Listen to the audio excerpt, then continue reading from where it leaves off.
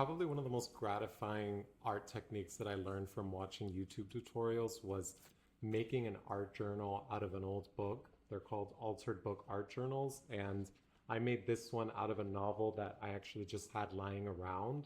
And it's actually one of the most gratifying art projects that I've worked on. And I wanted to share a little bit about how I went about this one, what tutorials I use, which are actually linked in the description, and a little bit of the tips and techniques that I used on this one that worked, and some of the things that I wish I had done. And I really just think this is so accessible for anybody. You don't have to be an amazing artist. This is not any of my best work, but it does represent something that I'm very proud of. It represents about 9 months of my life. And this book is 5.5 by 8.5, which is basically just like a postcard size, which I think adds to the novelty, sort of working small, having something you could take with you anywhere. Especially now that I'm done, I love that, there's no reason to ever get rid of this. Sometimes you work on big things and you're like, great, what do I do with this now? Like, it's basically just going to sit in your closet because it's huge and you may not want it in your home. This has the exact opposite feeling, to where you put it in your bookcase and that's it. It stays there. But, and as the title said, it's my secret history. And, I don't have to share it with anybody, even though obviously the funny part is that I've been documenting creating this using YouTube, specifically with shorts, when I was actually working on it. And now I just wanted to really create content to document it, just because it's really special to me. And again, it's such a great entry point for art because it's affordable. You really don't need a lot of supplies other than Mod Podge, maybe a glue stick, and an old book. So, and something to apply the Mod Podge, so a sponge or a paintbrush. But it's pretty simple. So I just want to walk you through exactly what I did. It's pretty simple. So for a process overview, what I did was, again, I found a novel. This one was 320 pages. And according to the tutorials that I followed, you basically just keep 2 or 3 pages which are going to be glued together to create a thicker page, which you can work on, that'll hold paint, hold gesso, and hold acrylic medium. Skip 2 or 3 pages so that you have a little bit of room, so that at the end you don't have a really thick art journal that's sort of not able to close properly and sit on a shelf. So by removing those pages, you're allowing for yourself to add more pieces of paper on top of the pages. So it's really simple. You just start by that, removing the pages in order. Again, the first pages and the last pages, I would definitely recommend maybe putting 3 or 4 together, just so that it keeps the structure and the binding together. And then on the inside, one of the tips that I would recommend is trying to keep the first pages of chapters, especially if you're working with a novel. I kind of really like the look of the first page that has a little bit of white space, and then it has usually the bigger, the first letter is usually big. So it kind of is a throwback to like an old storybook, which I think is really cool.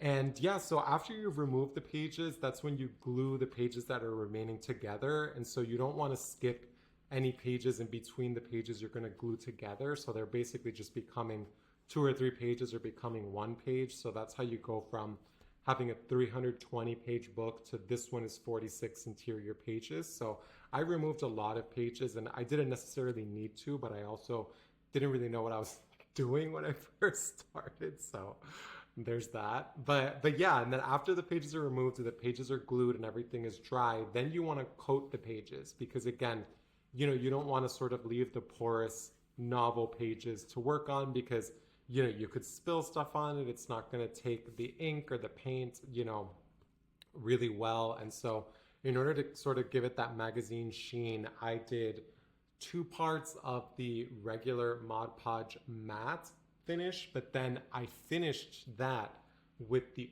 ultra matte, which actually gives it a little bit more of a magazine sort of sheen, which you could see here. It's still a little bit shiny and it still does refract the light, but it's not as shiny as it would have been if I had only used the regular Mod Podge matte. So that's kind of a good tip. I would also say the reason that I recommend using a glue stick and to glue the pages together is that you avoid a lot of this, which is wrinkling that happened because I use Mod Podge for everything during this process, and I sort of learned later that a glue stick is probably better for gluing the pages together, or a spray adhesive, whatever is easier for you.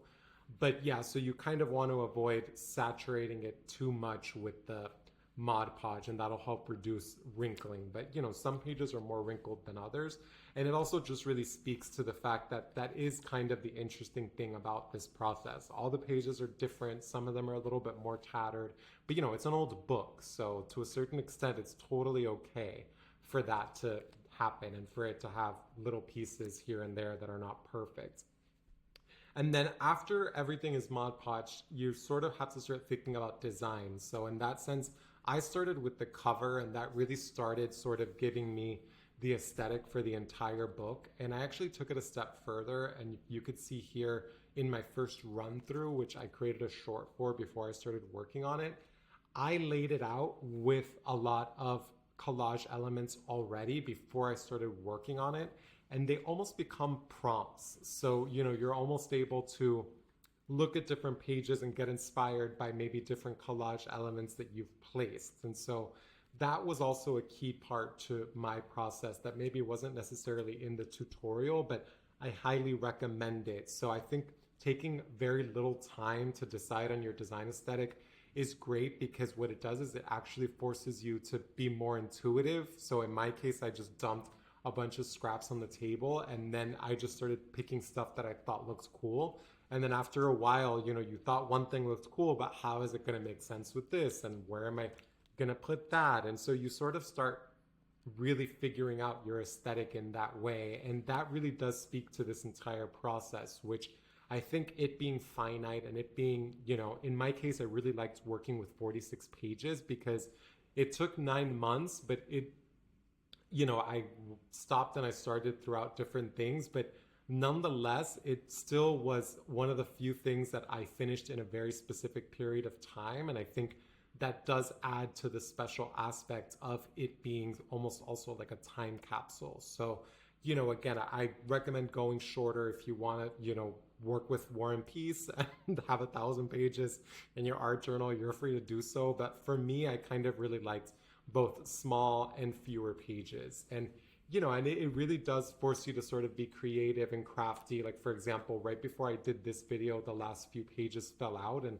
I haven't worked on this in over a year. So all I did was really just take some tacky glue, put it down the spine, and just left them overnight standing up. And now they're good as new. And, so that's kind of another thing that I really like about this. The pages are somewhat resilient, and I've spilled water on this. And since it does have the acrylic medium over it, it has just washed away. And so I think those are all really important considerations when you're working on something like this. And I did a lot of painting in this one. And so another thing I would definitely recommend, if you're going to paint over a page, definitely use some gesso so that it actually holds the paint. I did it both ways, and I found that when I actually applied the gesso, it really helped with the painting aspects. But overall, this is something I highly recommend. I think it's fun. All you need is magazine pages. Mod Podge you can get very affordable pretty much anywhere. It doesn't require a huge buy-in. You could pretty much, if you have even just most of the supplies, you could do it for next to nothing. And I think that freedom of just not having to spend so much time and money on working on art is another aspect of how it just frees you to just experiment and play around. And so in the next video, I'm actually going to go page by page and talk a little bit about the inspiration behind all of these pages, and also talk about what worked, what didn't, what experiments this allowed me to do, and some of the lessons learned. So definitely subscribe if you're not subscribed. And if you've worked on an altered book art journal and you want to share your experience, definitely let me know in the comments. I would love to have an ongoing conversation about what this meant for you. I know it meant a lot for me. It's of something both very personal and very special. And this is probably one of the main things I would hold on to of all of my artwork, because again, there's just no reason to get rid of it. It doesn't take up a lot of space in your life, and it really does give you a lot in return.